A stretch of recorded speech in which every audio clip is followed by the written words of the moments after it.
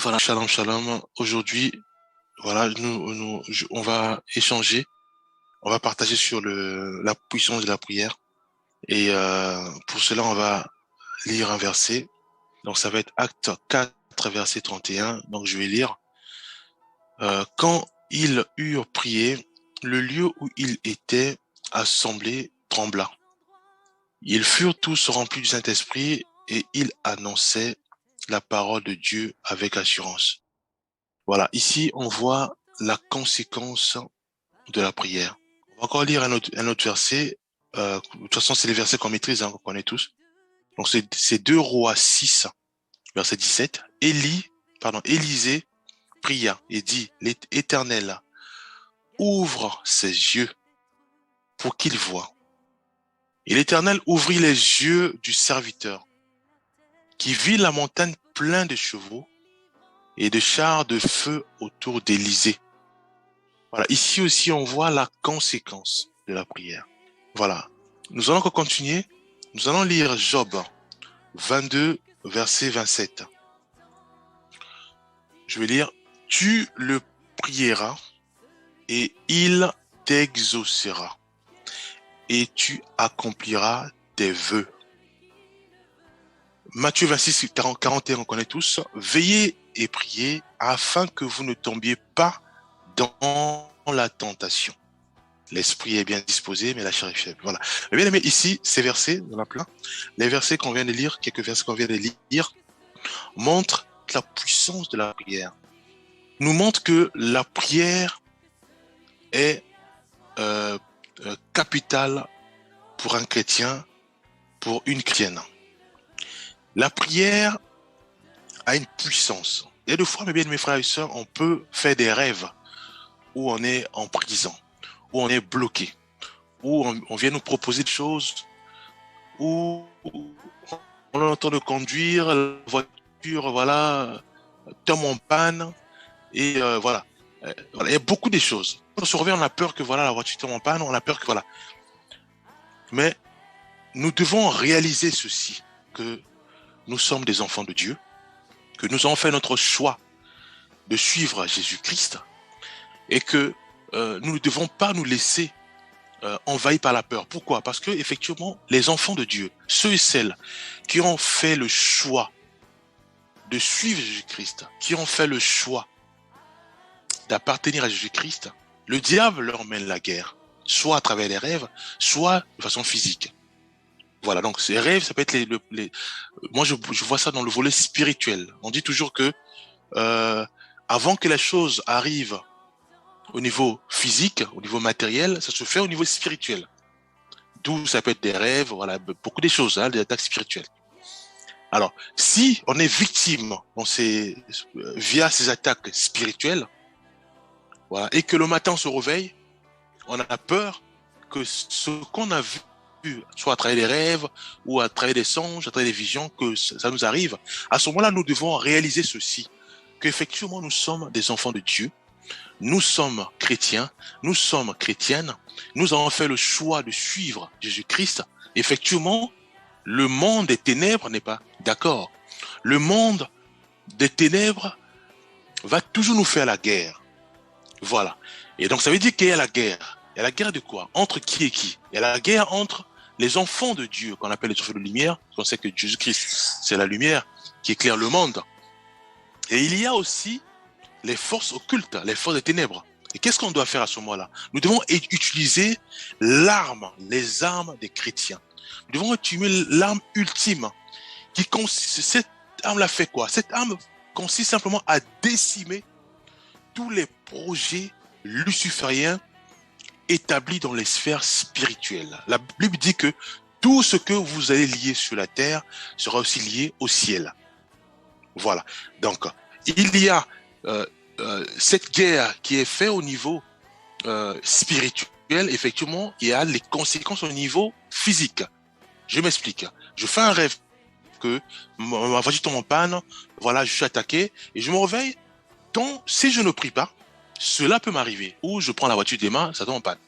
Qu'est-ce qu'il y a eu? Donc, il y a eu d'abord une guerre spirituelle et ça s'est fini au niveau physique.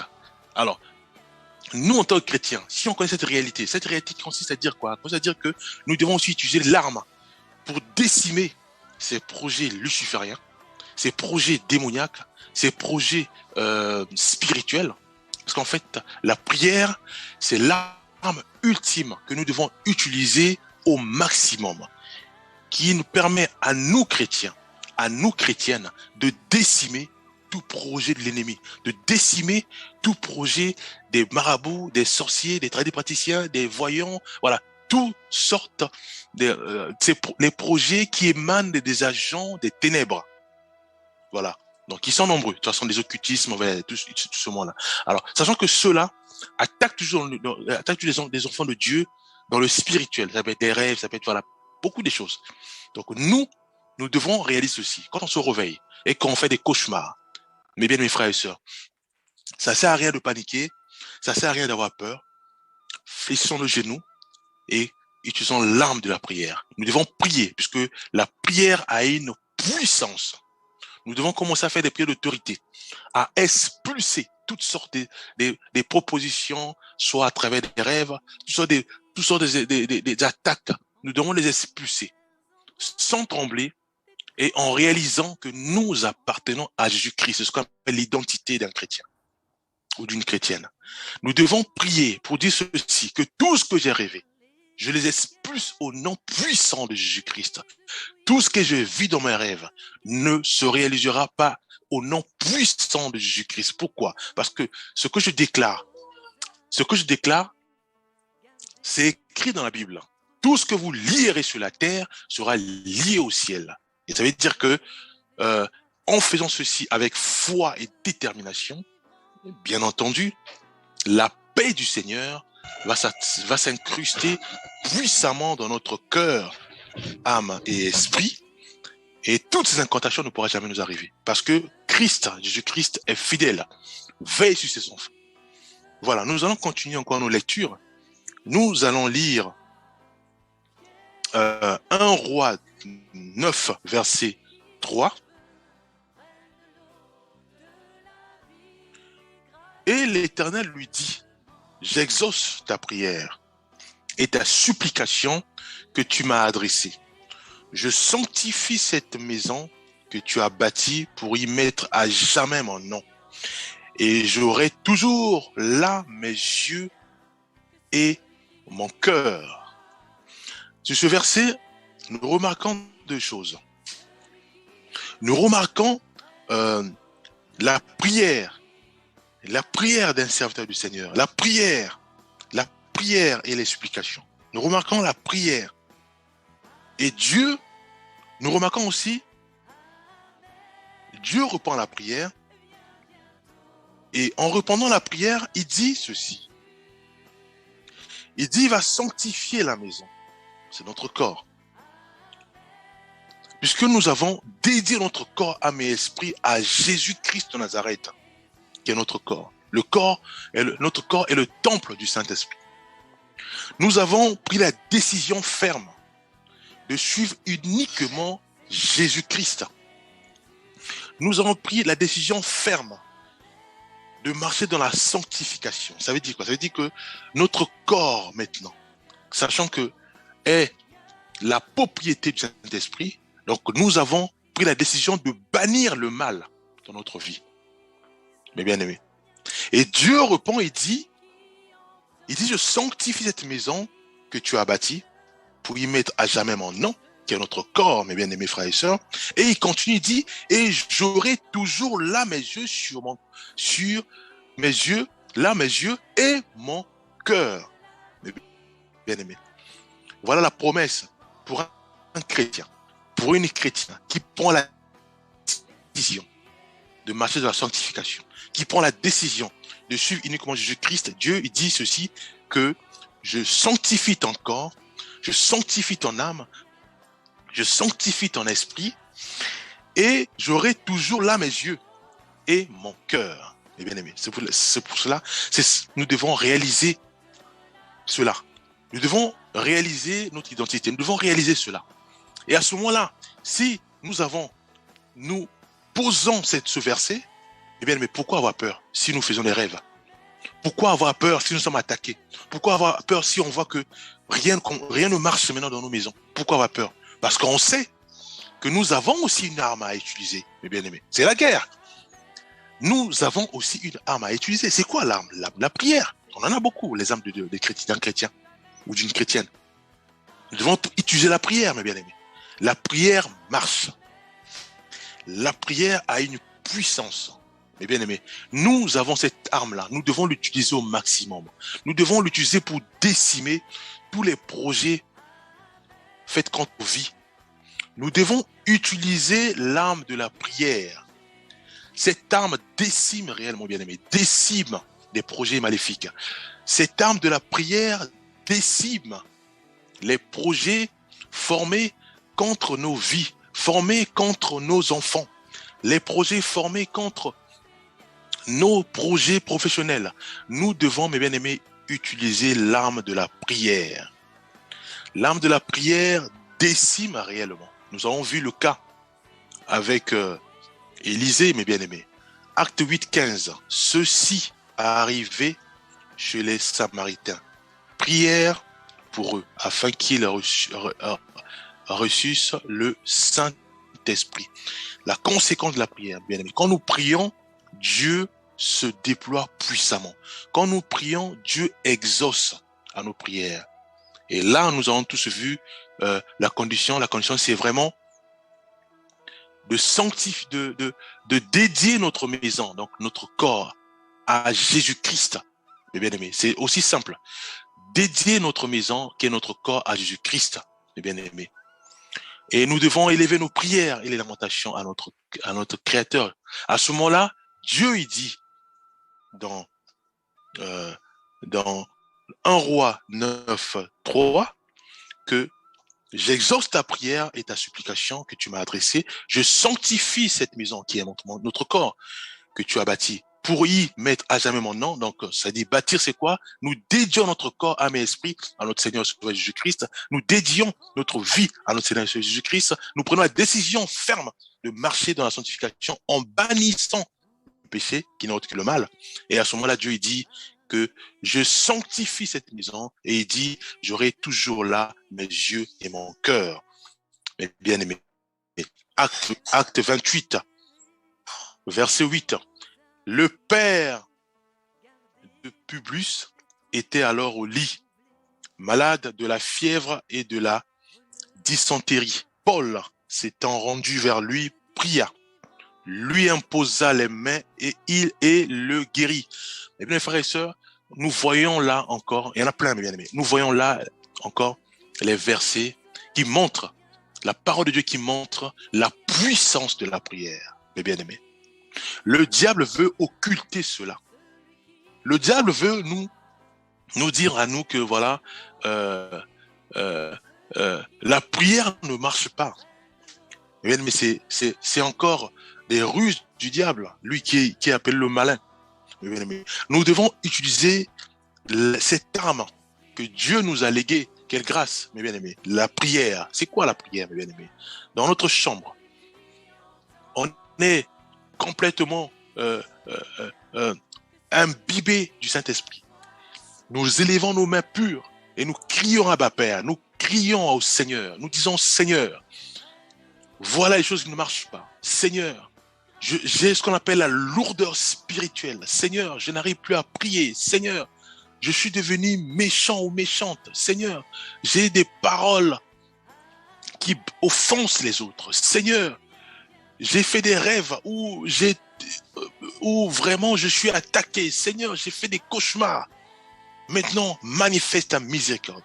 Je décime toutes sortes d'incantations, toutes sortes de projets lucifériens contre ma vie au nom puissant de Jésus-Christ. Eh bien, mais rien que ça paraît simple pour nous chrétiens, mais c'est une puissance qui se déploie puissamment, qui décime les projets des ténèbres, qui décime toutes sortes des projets démoniaques formés contre nos vies, qui décime toutes sortes des activités lucifériennes qui agissent en nous, qui décime toutes sortes des influences lucifériennes. Et là, mes frères et sœurs, en sortant de la prière, nous prenons la décision ferme de ne plus faire ce que nous faisions avant. Dieu, il va se déployer puissamment en nous. Et il va sanctifier notre corps. Et il aura ses yeux et son cœur orienté puissamment vers nous. Eh bien aimé, la prière a une puissance. Nous devons l'utiliser au maximum. Eh bien aimé, la prière, c'est une puissance. Nous devons l'utiliser au maximum. Eh bien aimé, la prière fait que si euh, je sors, par exemple, je sors à une réunion avec des collègues et que ils m'ont peut-être soit mal parlé, soit mal jugé à ce moment-là.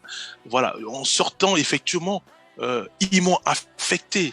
Soit j'ai peut-être la haine, la colère et autres. Mais quand je sors de la réunion et que je rentre dans mon bureau, mes bien-aimés, je dois prier.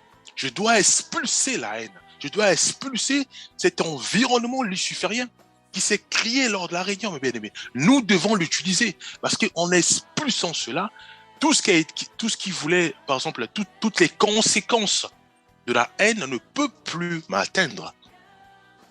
C'est quoi les conséquences de la haine? Ça peut être aussi les licenciements, ça peut être la colère, ça peut être les bagarres, ça peut être les disputes après. Alors, si moi, chrétienne, effectivement, j'ai été affecté de près ou de loin, soit par des réunions, soit voilà, des réunions soit visuelles ou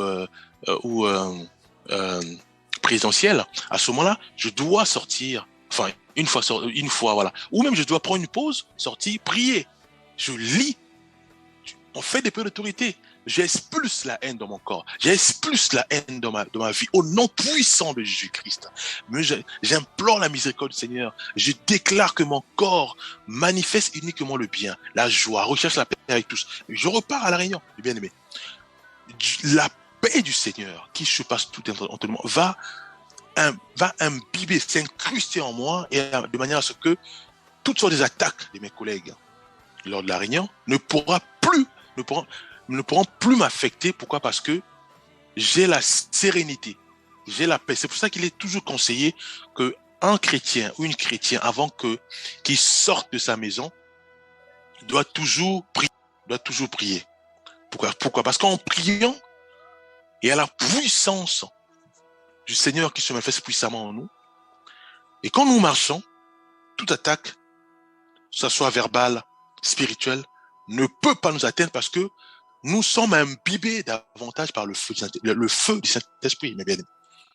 La prière a une puissance, mes bien-aimés. Nous devons l'utiliser au maximum. Nous allons encore lire quelques versets, voilà, où on nous montre vraiment que l'arme de la prière doivent être utilisées au maximum. 1 Thessaloniciens 5, 17 à 18. Priez sans cesse, exprimez votre reconnaissance en toutes circonstances, car c'est la volonté de Dieu pour vous en Jésus-Christ. La volonté de Dieu pour vous en Jésus-Christ. Donc, 1 Pierre 4, 7.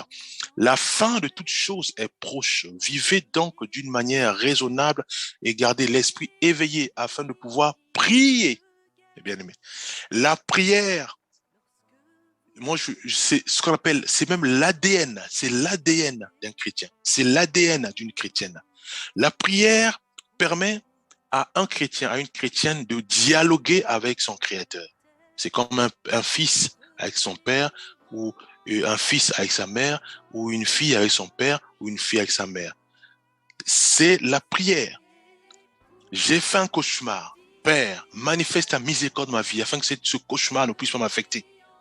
Dieu va se manifester puissamment parce qu'on connaît notre identité. On sait que nous appartenons à Jésus-Christ et tout ce qui est intimidation des ténèbres à travers nos rêves, à travers nos songes ne peut pas nous affecter parce que nous manifestons en nous la foi ferme que nous sommes des chrétiens, que nous appartenons à Jésus-Christ et que les yeux du Père est braqué sur nous, son cœur est avec nous, ça veut dire ses oreilles nous écoutent.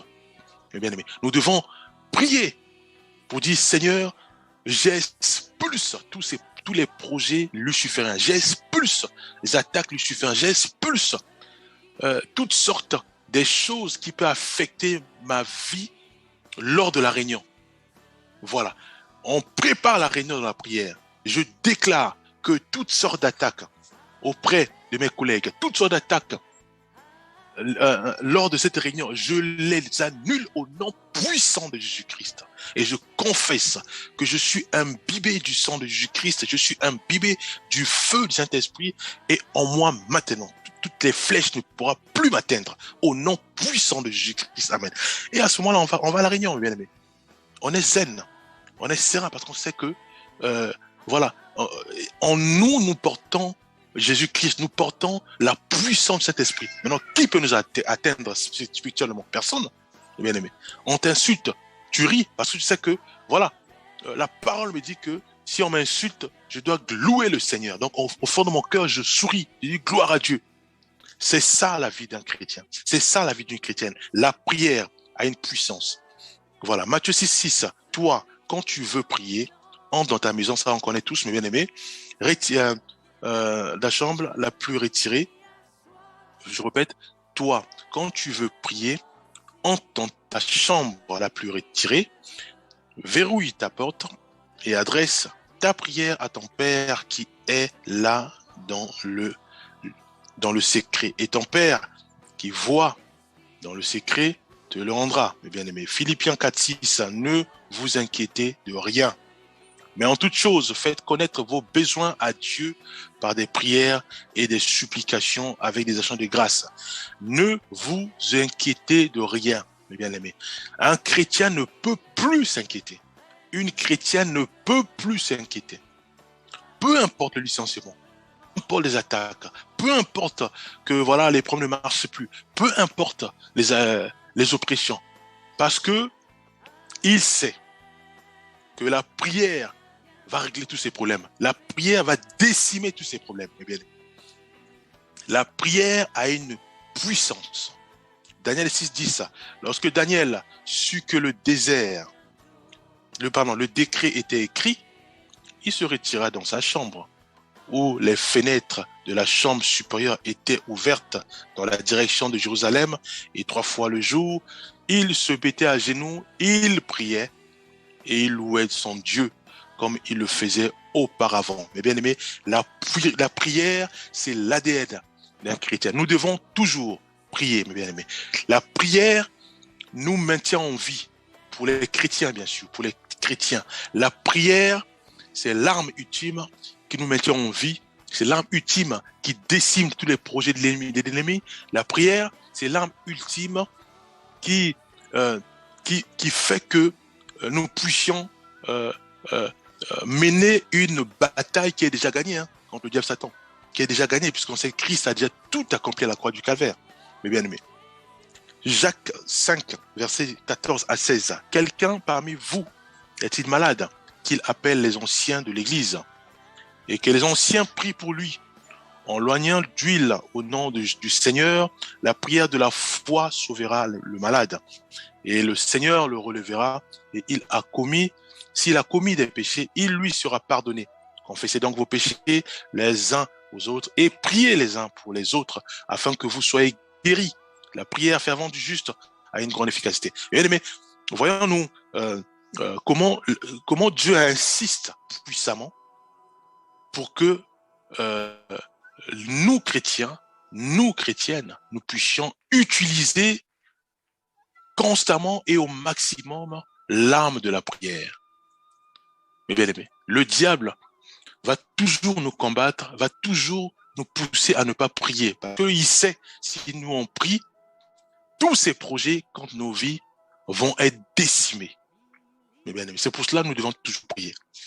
Tu es malade, prie. Tu veux sortir, prie. Tu as des problèmes de tête, prie. Tu vas aller à une réunion, prie avant. Bien aimé, on t'a mal parlé, loue le Seigneur dans ton cœur. Voilà, Éphésiens 6:18. Faites en tout temps par l'Esprit toutes sortes de prières et de supplications. Veillez à cela avec une entière persévérance et priez pour tous les saints. Voilà, bien aimé, ce que je tenais à nous partager. Voilà, nous avons vu, pour résumer, nous avons vu les conséquences même de la prière. On a cité pas mal de versets. Et là, maintenant, on a vu comment Dieu nous rappelle sur le fait de beaucoup prier. Nous, chrétiens, nous qui avons fait le choix de suivre uniquement Jésus-Christ, nous qui avons fait le choix de obéir à sa parole, nous qui avons fait le choix de pratiquer uniquement la parole de notre Seigneur Jésus-Christ, qui n'est autre que la Bible, mes bien-aimés, et les instructions du Saint-Esprit. Voilà, je vais prier. Père Céleste, nous croyons fermement que c'est toi qui fortifie et c'est toi qui veux que nous puissions absolument prier sans cesse. Car oui, Père Céleste, la prière fait partie de nous. Aide-nous, ô Éternel des armées, à l'utiliser au maximum. Cette arme de la prière, Père Céleste, parmi tant d'autres. Et que nous puissions, ô Éternel des armées, réaliser ceci, que nous ne pouvons plus jamais avoir peur. Peur du diable, peur de ses assauts démoniaques, peur de magiciens, peur de sorciers, peur de marabouts, peur de tous ces agents démoniaques. Car nous croyons ceci. Nous croyons que tout ce que nous allons lier sur la terre sera lié au ciel. Parce que notre Maître, Christ Jésus-Christ, c'est nuit et jour pour nos vies. Oui, lui qui est assis à la droite du Père. Père, nous te bénissons pour l'œuvre de la croix de Jésus-Christ. Car lui dira que tout est accompli. Qui est notre Maître et Seigneur Jésus-Christ. Béni sois-tu pour tout. Fais-nous grâce de prier constamment. De prier constamment. Et de ne plus avoir peur des situations et des assauts de l'ennemi. Au nom puissant de Jésus-Christ, nous avons ainsi prié. Amen.